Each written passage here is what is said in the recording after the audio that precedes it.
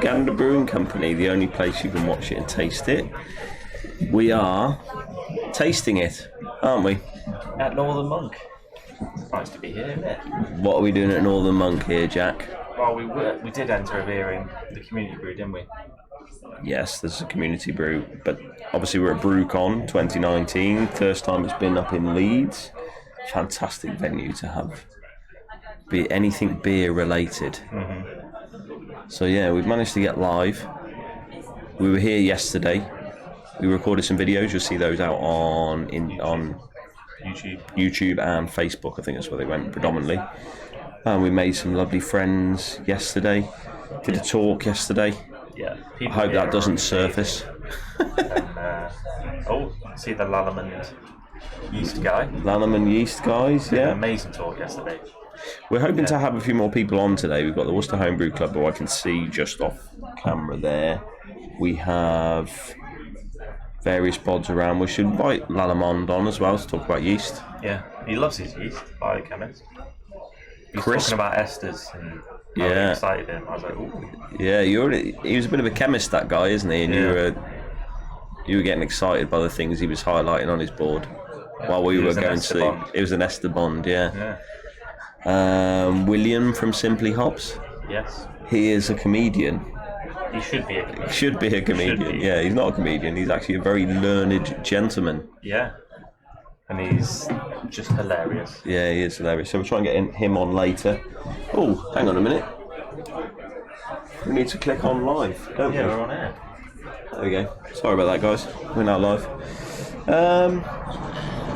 Have we got anybody in our chat? Well, this is an impromptu live stream, isn't it? If you can hear that noise, we're obviously on a flight path here.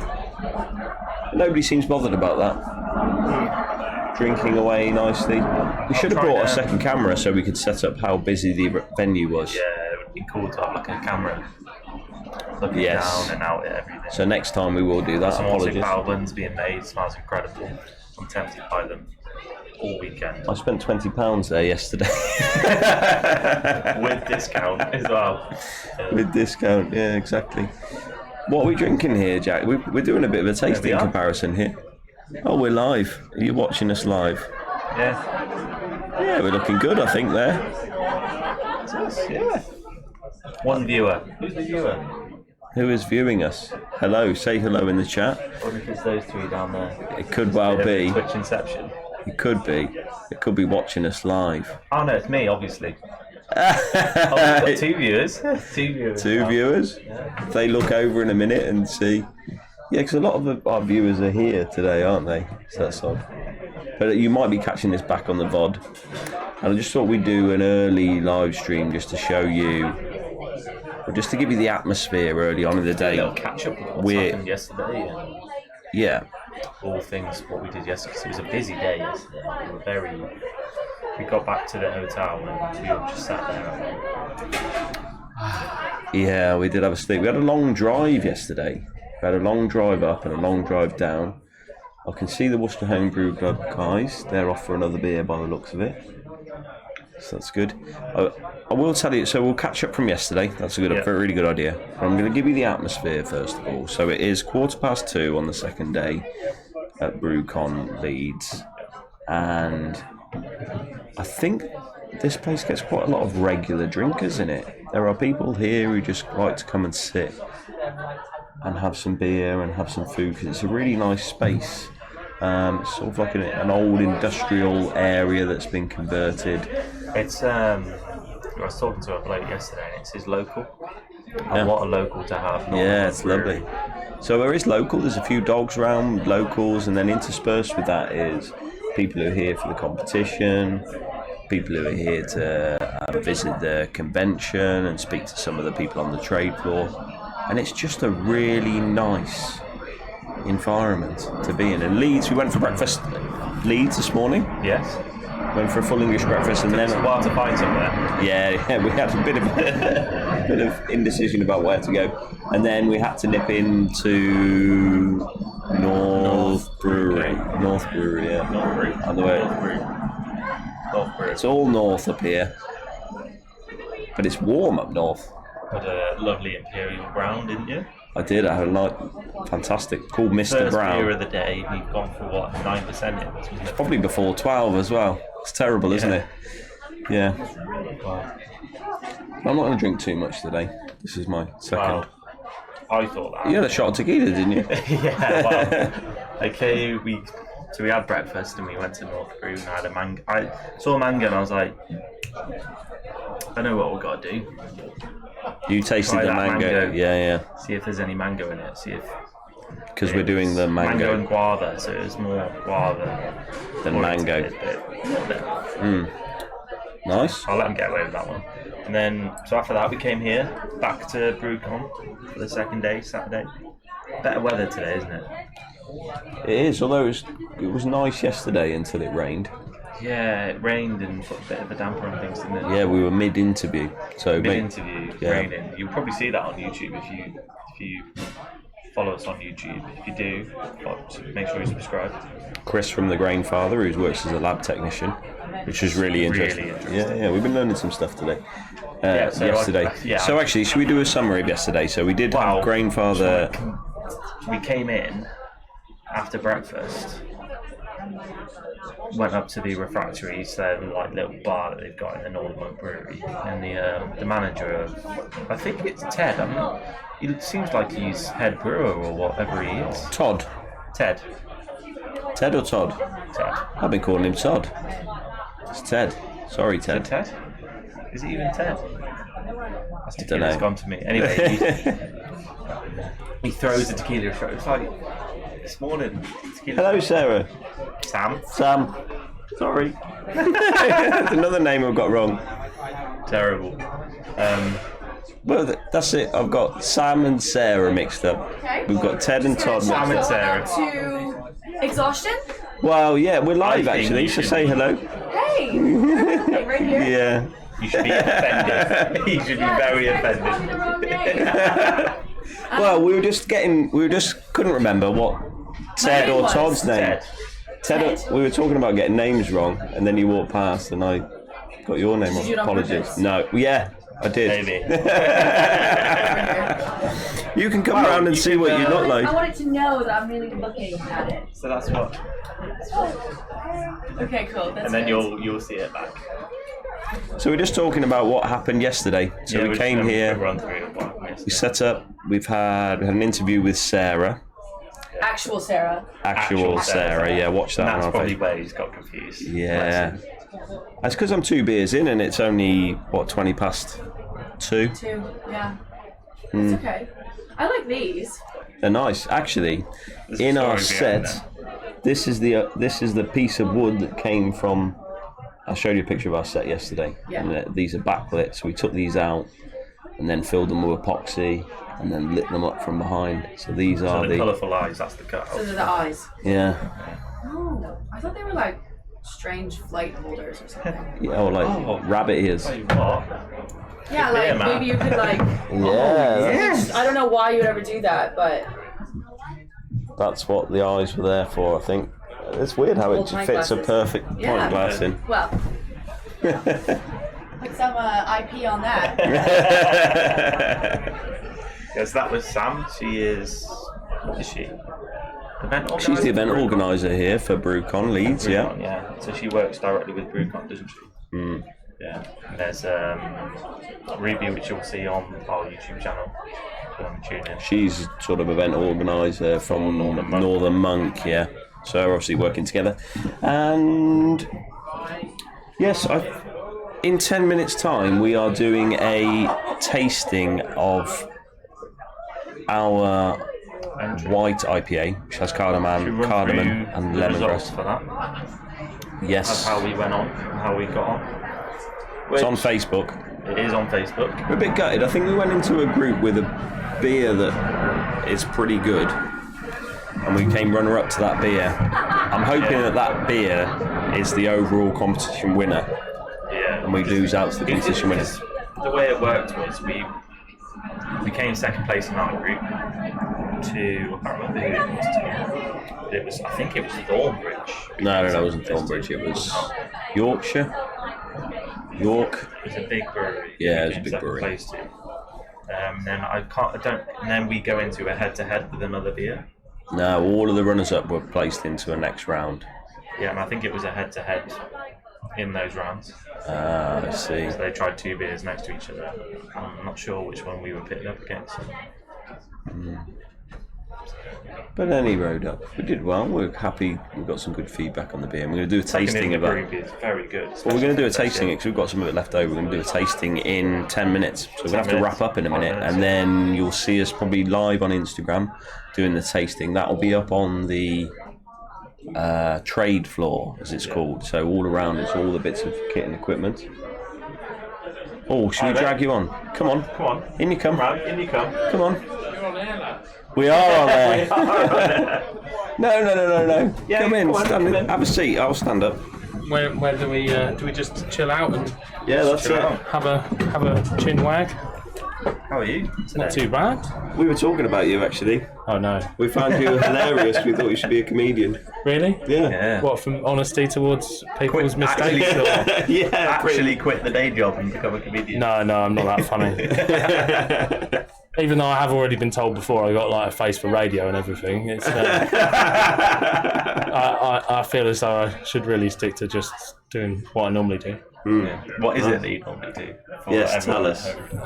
So I deal with small scale volume breweries for Simply Hops. So I've got your card actually. I'm going to go around and show it up to the camera while you carry on talking. just sort of people that are working their way through from home brewing up into normal scale production, or for smaller breweries that have worked with other merchants and then want to work with us for other product range. Anything kind of under 10 barrel brew length. Oh, so that's us, really. Yeah. Yeah, that's us. Well, that is under 10 barrels.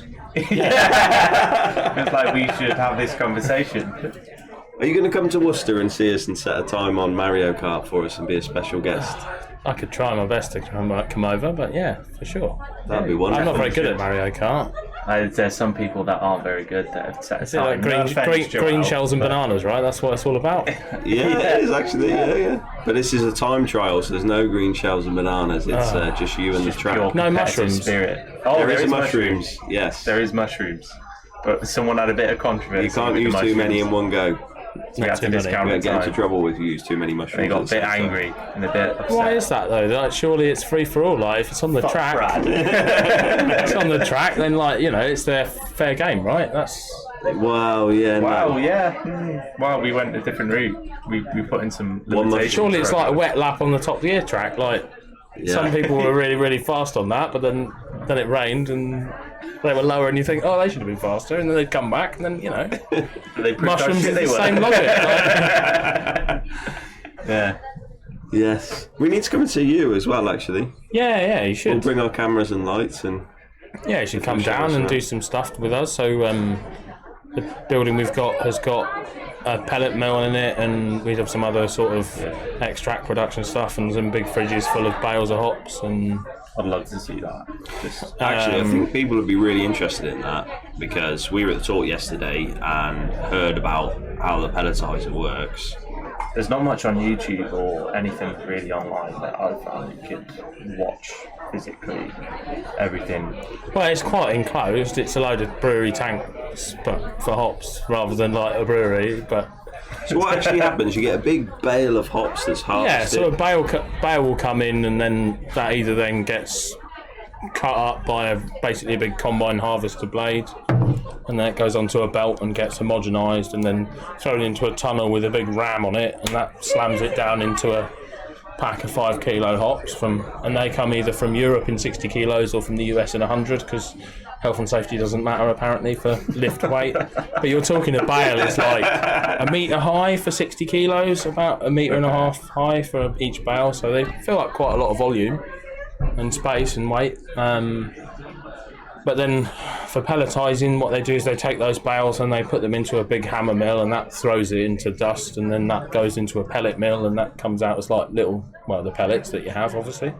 We don't really process much in the UK other than UK hops or Belgian hops or the odd smaller French or some German stuff of a smaller quantity, because the pellet plant that we have in the UK is quite a small one, whereas the ones that we have in America and Germany can produce as much in sort of like a day as it takes us to make in a month. So the scales that you find in the growing regions are much higher than what we have in our UK system, but it's still interesting to kind of see. At the moment, then processing some other stuff, not just hops. So it would be depending on what you could see is whether or not it's hops or these other things that organic material that share very similar kind of things. So we can process. I think it's pharmaceutical we're doing work for at the moment for CBD, but they need to use the same process and they struggle to find space for things like that. So I hope, but if you were to come round sort of towards November time, post-harvest, you'd be able to see like the hops going through the system because they kind of do them fresh off the farm. There we go. We need to organise that. Pre-Christmas tour. Honestly, go for some beers in the evening. We need to plan better because we came here without really a day where we can actually just drink and chill out. That was poor planning. We won't do that again. I had a couple yesterday. Did you go out into Leeds? No, not really. I went home we were here till 11ish, so didn't bother too much. Tonight might be a bit different because it finishes at 8 o'clock. So, but I had a cheeky half in North Bar at 11:15 this morning, and we went to North Bar. We went to North Bar. Yeah, Which one did no, the North Tap Room Bar. Sorry, not the North. Yeah, we went to the one that's like just a couple of streets that way. Yeah. So we went to that this morning. So we had breakfast and then went there. Maybe I missed you by just a little bit. I left about 11. I think we were in there probably about 12. And then wandered over here, and I've just had a couple of refreshing ones now. The North Sea Pale on cask, it's only 4.5%. That's exactly what I'm drinking. Nice and fruity and juicy, and you had it on keg. I had it on cask yesterday. All beer's better in cask. It suited cask more. But I wanted to try it on keg just to have a little comparison. But cask is better. Now, we heard it yesterday, but we'll repeat it again. What do you reckon? Should it be leaf hops or pellet hops? It varies on brew house and preference, but Slammer. It's up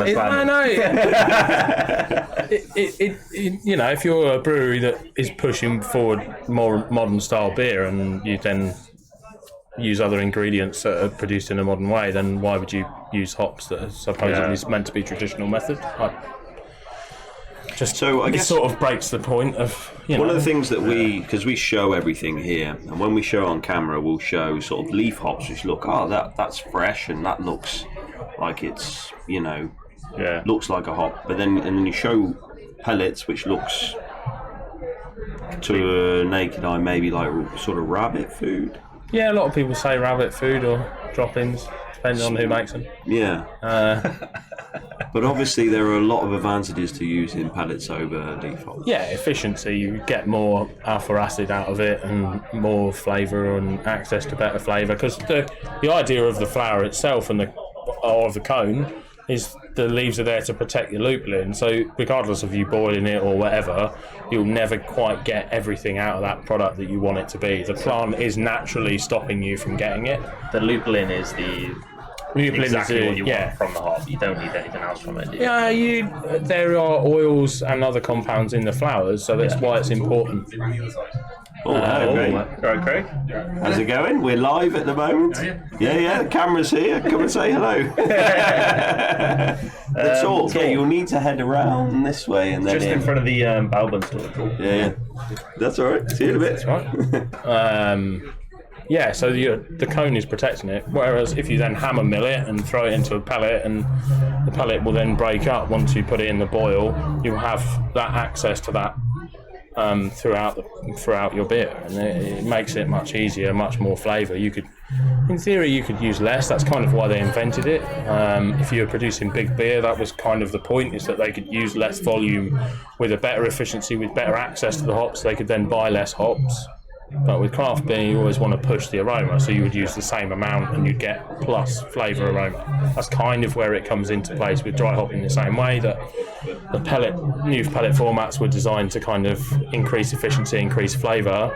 and then also then use a lower percentage of those products. So you could then, by making a newer, more efficient hop product, you could use less of the former, but people found if they used it the same way, they'd get so much more flavour and aroma that they wanted to use more, and they use more and more and more and more and more, and that's how you kind of have got juicy New England IPA, is from these cryogenically produced hop varieties that really are super efficient because they're so evenly made and they give you like perfect distribution either in a kettle or in the dry hop. You can use them in either way.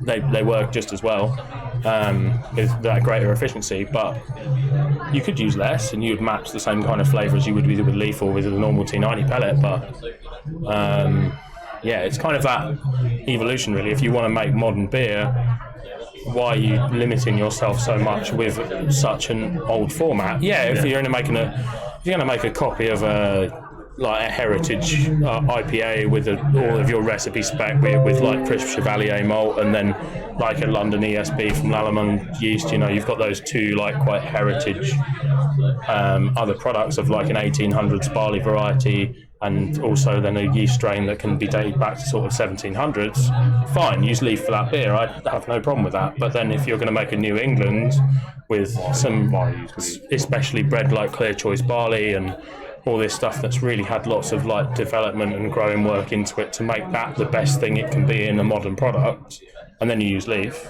rather than using like the modern alternative of the pellet, it's the best thing you can use for flavour. It just seems odd. And that's kind of if you want to do it your way, fine. I don't want to stop people from making great beer because there's still some, Oakham Citra is like still the best Citra beer, the most like flagship UK breweries beer with Citra that tastes fantastic, brews with leaf and you get a lovely, lovely flavour from it. But they kind of want to make the same beer as they were making in the last 10 years and that's fine. Then you then look at something else. Trying to now think of another more modern beer with Citra in off the Daya, do some great stuff, but they're using more modern other hops. They're using the most modern type of pellet product with also more modern malt and trying to produce a sort of a nice punchy hazier beer. Same with kind of the stuff we're drinking here with Northern Monk, with things like Eternal. There's a lot of Citra Mosaic in those, but they're like, it's modern format, newer stuff for modern beer with those kind of newer things. And that's really where it comes in, is like, don't try and, yes, it's nice, don't think you're reinventing the wheel, but at the same time, kind of think if you're making something newer, you've got your touchscreen grandfather that links to your phone and you're taking the methodology of the 1800s with you because it feels more traditional, right? Where's the logic? Lovely. Okay. There's a few things I wanted to ask you actually. BBC. Talk to us about BBC. So BBC Pure Hop Pellets, which is not the British Broadcasting. It's not the British Broadcasting Corporation. No, taking your jokes here. That's all right. No, it's good. There is another one, but we won't talk about that. No, it's Boston Beer Company. Boston Beer Company were conditioning, following tips they picked up from the Czech Republic of using long, flat, rather than using conical tanks, they're using long, sort of like the serving tanks you see people serving pivo out of, etc. Because you get nice dropout and the temperature is more even and there's less hydrostatic pressure on the beer and the carbonation levels are softer and all this other stuff for the kind of lagers and pale ales they were making in the 1980s. But then when they would dry hop, the problem that they had was that they would lose a huge volume of beer in that tank to the hops absorbing the beer, and the flavour was great, but at the scale of production that they were producing it at, they were losing quite a lot of money, and the tax system works differently for beer in the US as well. So they were still paying like duty on what they were throwing away and alcohol, etc. Oh dear, that's terrible. So you're thinking like, how can I increase this or change this? And it's got better since then, from what I understand. But then the laws have changed from what that was archaic. But they were like, well, how can we get better things? So they went to their hop merchant, which at the time was John O'Hare, still one of our parent sort of within our company of the Bathhouse Global Group, and they said, can you work out a way to do this and where we will lose less work and like produce some better beer but still keep the high flavour? And they were like, okay. So they looked back to an old method of T45 pellet production, which is again goes back to big beer wanting efficiency for less hops. what they do is they mill the hops down, and then they will sieve out fractions of the leaf and the other material to make enriched pellets. But they are more expensive because to make that enriched process, they have to do it at minus 35 degrees Celsius. Because otherwise, the lupulin, I mean, anyone's rubbed tops, you get it like all the yellow sticky stuff on your fingers because of the heat. Well, if you do that cold, it will stay as a solid yellow substance. So when you process that, to keep that even throughout the product as you move to that sort of more advanced products, you kind of need to process it at that temperature to keep that quality there so you don't damage it. So what they did is they made this proprietary system where they were able to sieve out, well, they worked out that the part that absorbs the most hop is the central strig, and sort of like where the glands form on the bracts. That's known as a woody part of a hop because it's kind of what's attaching the branch almost to the vine. We almost need your presentation here, don't we? We'll put some, when we edit the video out, we'll put some images of a hop cone in there for Most people have held a hop, they can kind of work out what they get. But essentially what they do is they mill it and then they sieve that part out. But rather than look to take the leaf fraction out with it and make this enriched lupulin thing, they then put the leaf fraction back in. So what you've essentially got was a whole cone without all the bits that absorb all your work. Right. Because in the leaf also includes a lot of the other oil fractions, the smaller percentage of oil fractions that give you other kind of nuanced flavours within a variety. So those leaf bits are going to add different flavours. Yeah, they're important to kind of keep the profile of the variety as what you think it to be. Otherwise, you'll have like sarts that taste like Cascade, and you're like, why is that? So, like, what I want to ask is, you can isolate the lupulin, I'm assuming. Like, it's got that advanced. So, is it an oil? Is that what they use? When they just You isolate the lupulin from a hop. So that is in they're isolating the oil. Yeah. But they're not. Yeah, they're just sieving it out. Like Okay. It's like very, very fine sieves. Let's see. I don't know the diameter. They'll never tell anybody. But that's kind of good because it It's the means that. second time we've had sort of trade secrets that we've got towards, and then sort Trade of secrets. we had a guy yesterday who was talking about making his extract kits and how he goes back, reverse engineers it, and he's like, well, can't tell you that. I was like, oh, okay, fair enough. I did want to. One thing I found interesting yesterday was the Citra. If you take Citra, it could be vastly different between different farms. Yeah. What you do is sort of combine it, which reminds me of whiskey almost. Yeah, so you would take, or like same as wild, any kind of like, you take the New Belgium idea for blending where they'll take a thread and then they weave the threads into the bottle, and that's how you've got your kind of like your release is you have too many extremes of flavour and you have to bring those flavours into a blend, and that's kind of that. It's like otherwise you would have.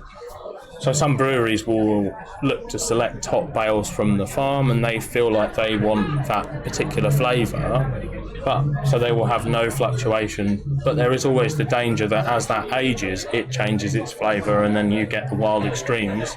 But because you've selected that, it's difficult to then sell it back into the market because you've picked your one thing.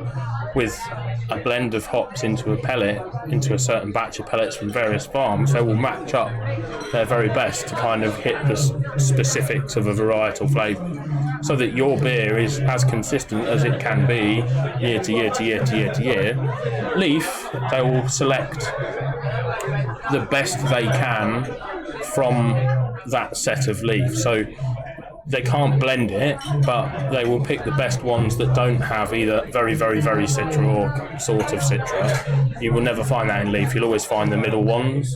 But with pellets, you're able to play more and move things in and make sure that it's so that you don't have people disappointed by what they're using. You expect a hop to taste a certain way, and in certain harvests you can't win.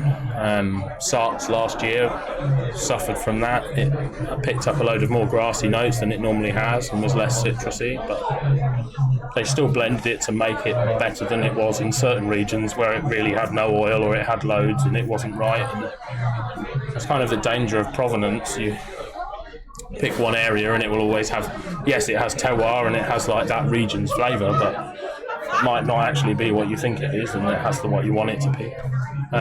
So that's kind of why it's good to use pellets, because they will be more consistent across your beer. If you want to make the same beer taste the same way again and again and again, leaf could probably do it because you're picking the best of that year, but then you will really see the fluctuations between the years. But pellets, you won't see that because it's, or less so. You'll still see it, but Try and keep it. but you've got to try and keep it consistent. So, but obviously it's all for commercial brewing. If you're doing small scale, you'd still see it to an extent.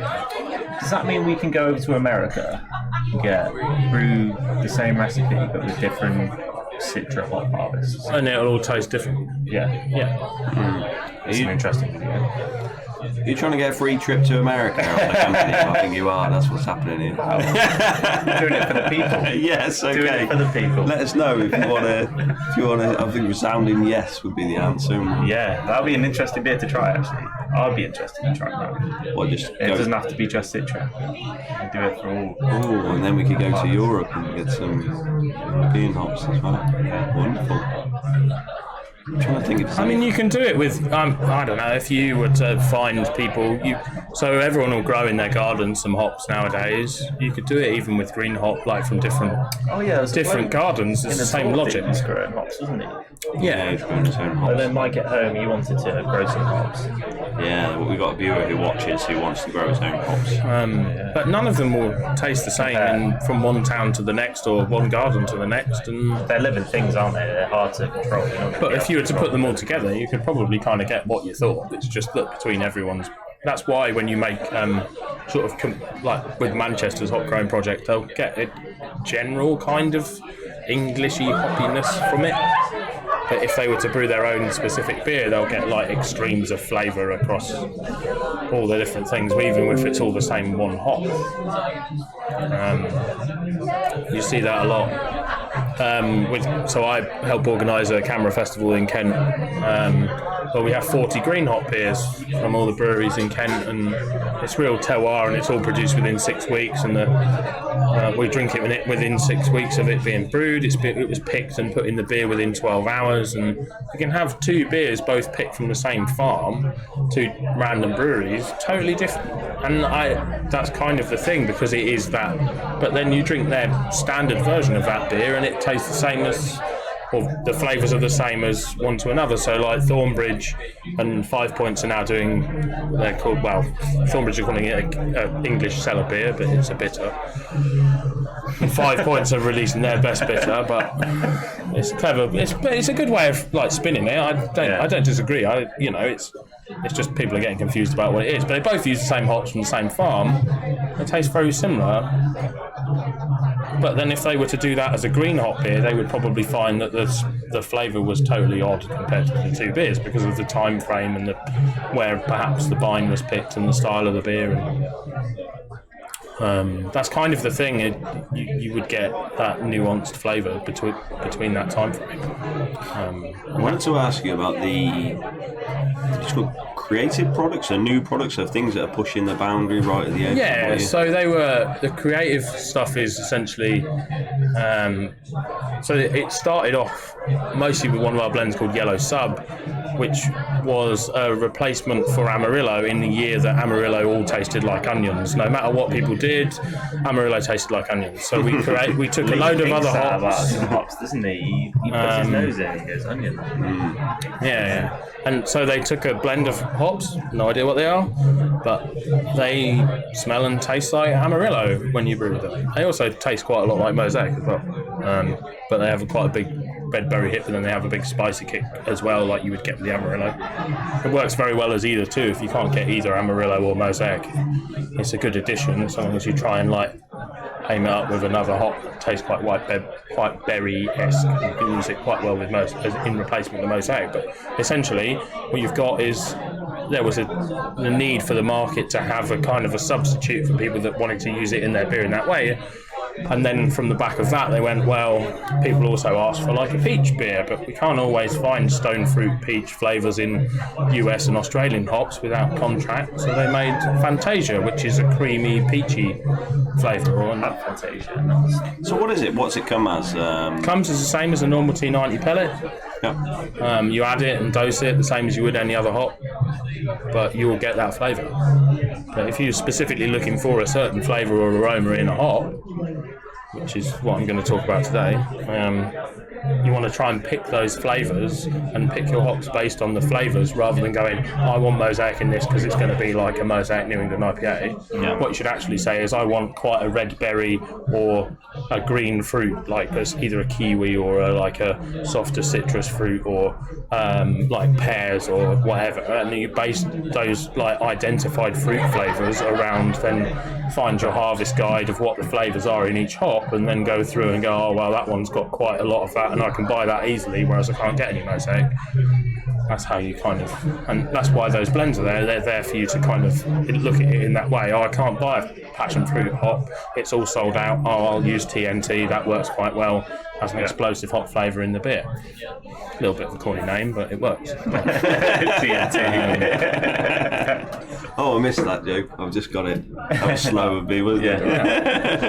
But no, it's cool. And then the other really interesting one that we've got, which Malt Miller have got to try upstairs, is the Provoke. So that's again a blend of hops, but then also with wood chips in it. And it gives you the opportunity to, with pale beer, if you oxidise it, it will taste of cardboard. You can mask a lot of those flavours with malt and with higher alcohols, and that's why imperial stouts work quite well, and a lot of imperial dark beers, porter stouts, whatever, anything stronger like darker, works better with wood, because as it oxidises, you lose that cardboard flavour is lost in the richness of the alcohol and the malt. But you wouldn't want to do that for a pale ale. So you can make almost barrel-aged pale ale with 2, 3, 4 day dry hop, no oxygen, and you get those wood flavours, and they come with a white wine sort of esque European oak, and then toasted US oak for more of a bourbon touch. They're virgin, but you won't really get spirit character with it, but it's nice to be able to play with wood flavour and not ruin your beer. Which is always difficult. I see Sam walking around there. Have you tried our beer? Yeah. I have not, actually. I have not. Oh, Have you not tried it? No. It is a tasting. I don't know when it's happening. It's happening soon. We might be. We said half an hour ago. Mate, hopefully the other guys have sorted it out. Have we got Lalamond waiting there? We've got to Lalamond speak to us? waiting. Yeah. We might have to Do say you want me goodbye. to drop out and I let you have young Andy come and have a chat? I might come with you to go show you our beer. Yeah, please. Let's Okay, go. and I'll stay. Can you end the stream and we'll start a new one, or start a video for me before you go? So you know what I'm like with these technical things. Oh, my phone ran out of battery. Very good. Well, that doesn't Very matter, good. does it? Ooh, what was that? Gassing off. Someone's burrowing into the shed. Right, see you later, guys. We'll be live again soon. Thank you very much for that, man. It's alright, mate. I'll leave you on, I think. I'll just leave you on and then Chris can grab it, can't he? Yeah, okay. Yeah.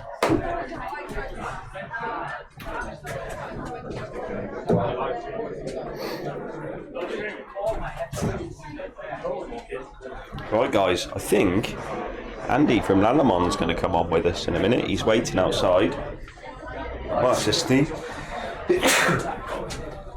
You coming in, guys? Is there a camera? There is a camera. We're live as well. Just come straight in. Camera's here. Come and take a seat. Hello. Now then. How's it going? Yeah, all right. How are you? Yeah, very good. How's it been for you guys at Brew Con? Yeah, we've been loving it, actually. It's quite relaxed, or we've been relaxed, perhaps more relaxed than we should do. Probably the beer, that's what's done that. Makes sense. Yeah.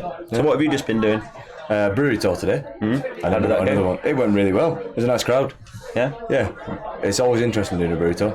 Yeah. Yeah. You never know what you're going to get. This time around it's friendly. It's never not friendly. Yeah. Once or twice. You know, stag do's are a different breed, aren't they? Yeah. So what is it you do here? So you do brewery tours. What else is your job here? My job is manager. Yep. We do all sorts, sort of overseeing, making sure events run smoothly. We put on tap takeovers. Karl looks after most of the beer here, so he makes sure beer is served perfectly, make sure the cellar's tidy and clean, make sure that we get the best beer that we can, aside from our own. we spend a lot of our jobs doing everything that a normal bar would do. So from running it, waking up in the morning, coming to work, running the cellar, running back of house, looking after the staff, blah blah blah, and then all of our spare time is essentially spent planning. So planning future events, planning festivals, and then just starting for Dark and Wild City. Trying to look after each other as well. Dark and Wild City, which is coming back end of November, which 23rd, is it? Dark and 22nd, 23rd of November. So that's going to be based around dark beer and sour beer, which we're so excited about. You guys big sour fans, are you? Yeah, big everything fans. Are you converting? Is it going to go towards sour here? You've got 2 sites, right? Without saying too much, there's been talks of potentially using this single site. Rabbi,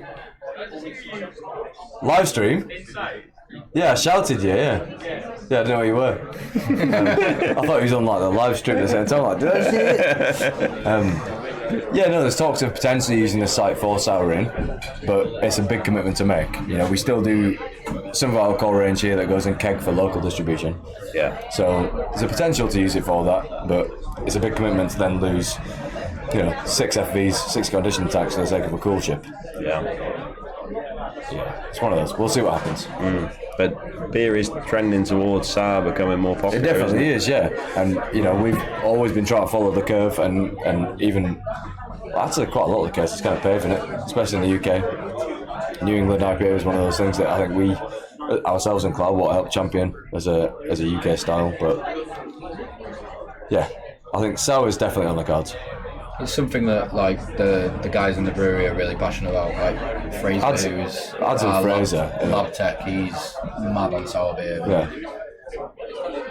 Obviously, as a brother of the owner, he kind of wants to progress within that. Like we're very close relations with Harewood.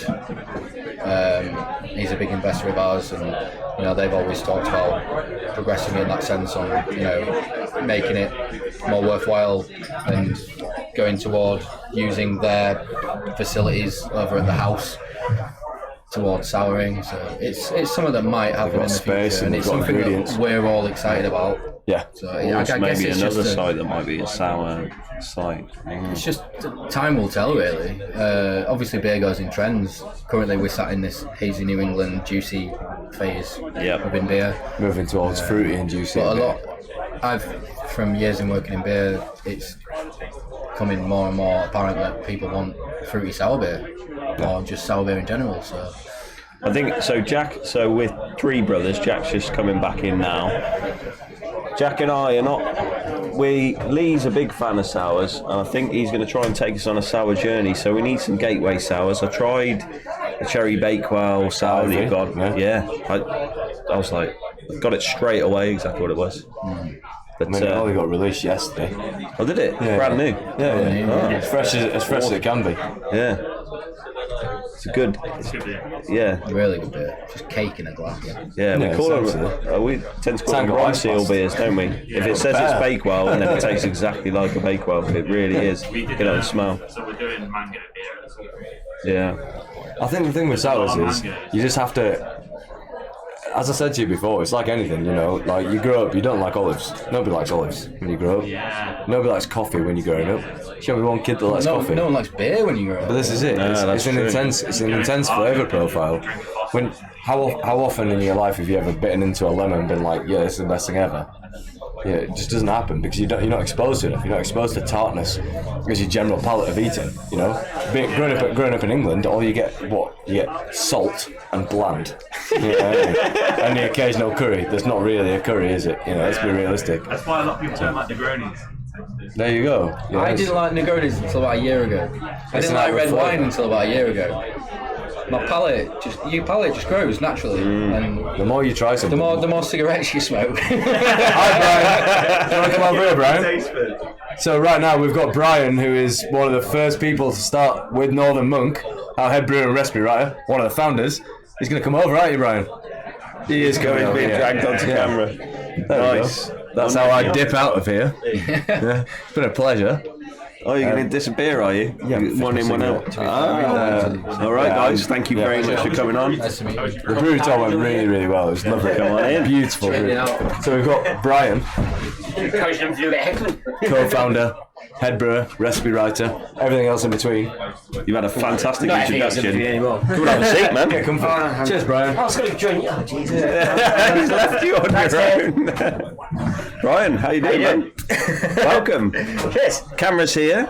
You're live on Gander Brewing Company. Live. You are live. Very Yes. We're live out on Twitch. You ever use Twitch? Nope. No. Nope. It's fine. It's like a gaming, usually a gaming stream, but we're on talk shows and podcasts. Nice. So we've got you on. Cool.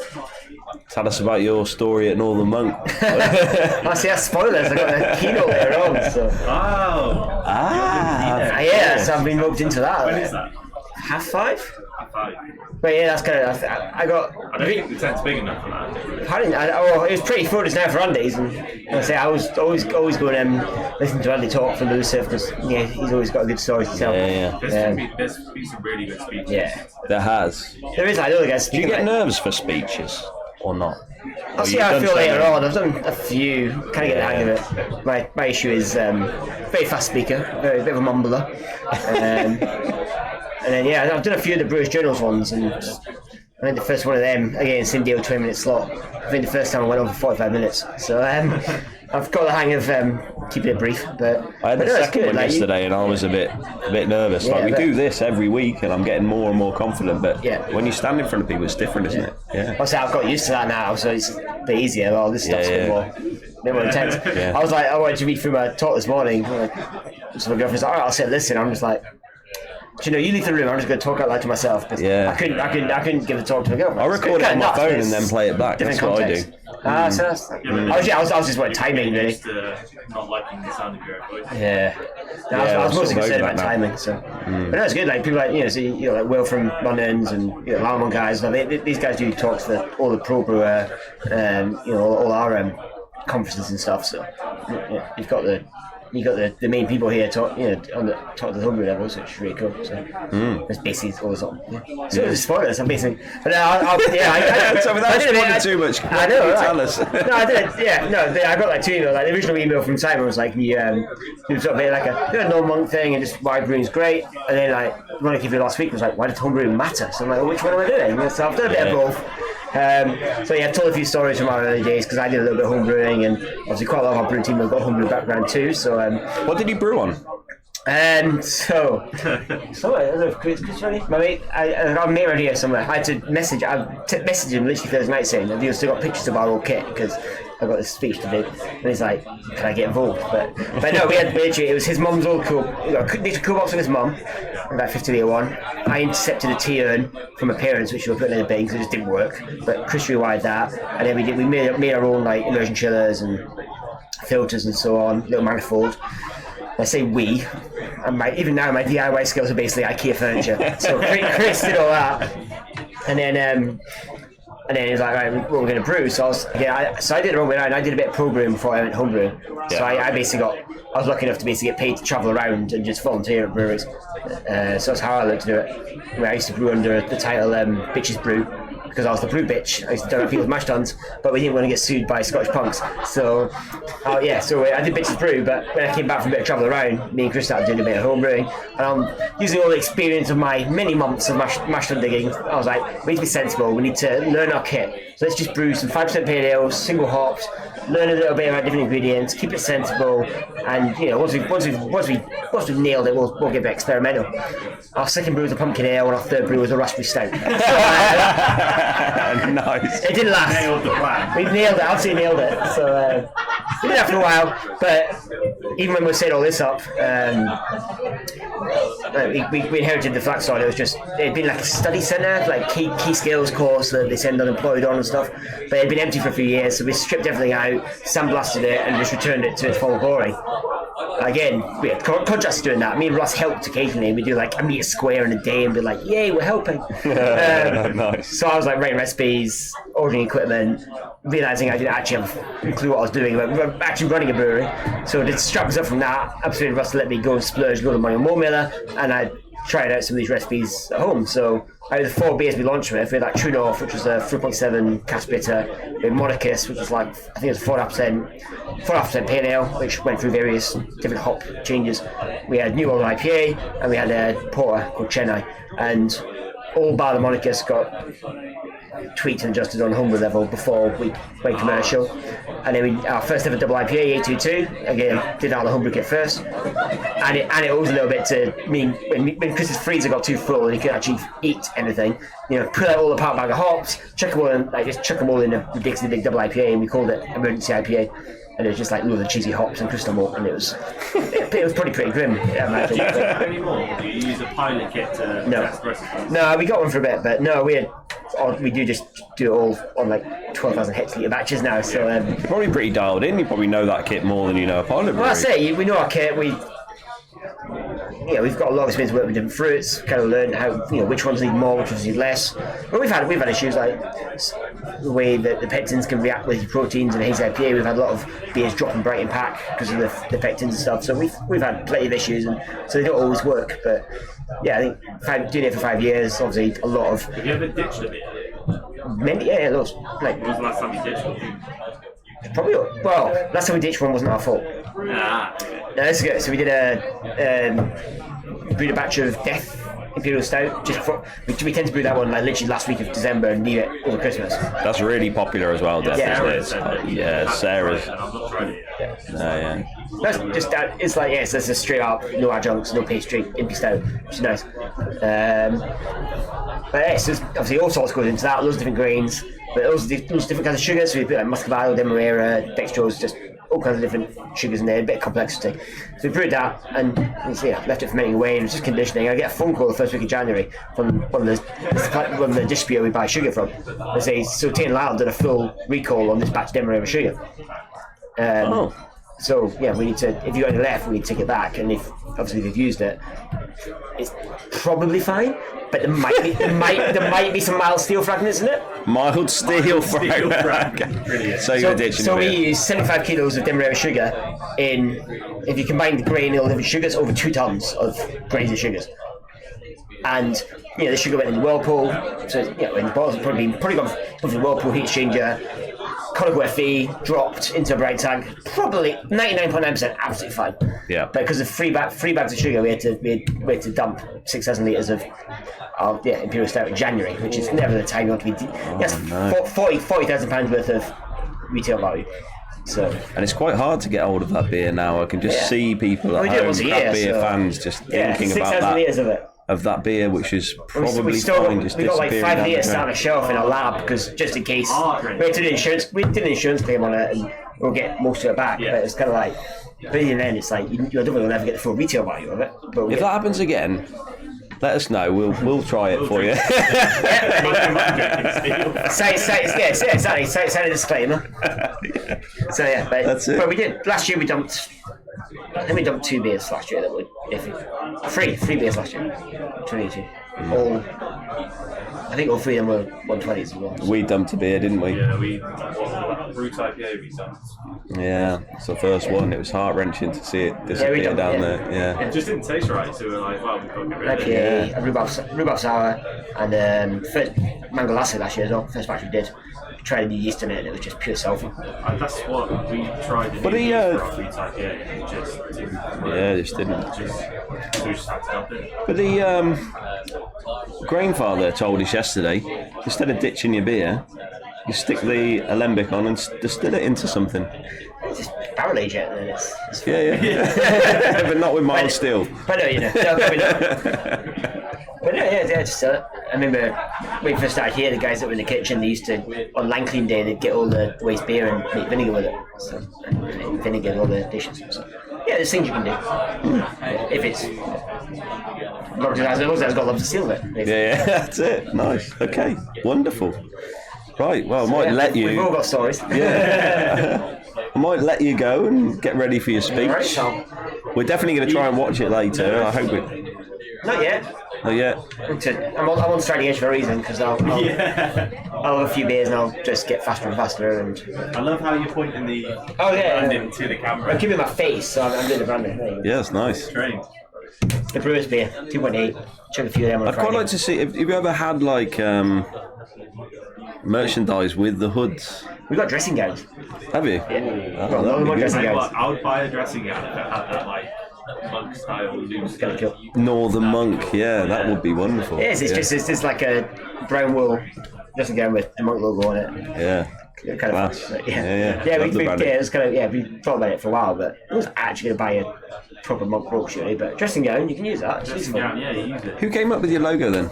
That's all Ross. So yeah, okay. he's got, when he does like a presentation on the history of the start of the monk, he's got all these previous versions, which he just doodles into notepads. Really. So when I got on board, that was basically the logo had me hooked. Like, Yeah, pretty much it. Many iterations. Yeah, he did, yeah. Yeah, our logo, see it now in wood. Nice. Twinkle last one. I was trying. I was like, it feels like it could be a can holder, but Yeah, that's good. We should make some. It'd make a really good bottle opener or a beer drinker. Yeah. it works. It is a massive bottle opener, isn't it? Like, it's one of those like Teddy and Magnum kind of things. Yeah. Yeah, this is the cutouts from our wood of. So we cut out holes. Yeah, so on our set in our brewery, we've got we've got a light box basically. And they're the actual eyes that came out, which I cut out. Just look how smooth that cutting is. Beautiful. You're not a carpenter. No, That's I'm like saying not. there was a homebrew kit. Don't tell Chris. Right, man. Thank you very much. That's your pleasure. It's been great to meet you. We'll come and see you. Yeah. We've got a queue outside. Don't heckle too much. I won't. Yeah, we've got Lalamon's coming in now. There you go. Yeah, we've got a you know. queue. So I'll send you Andy in a few hours at some point. Yeah. We need to get Andy Tell him some on. really cool. Definitely. 3 samples in here or something.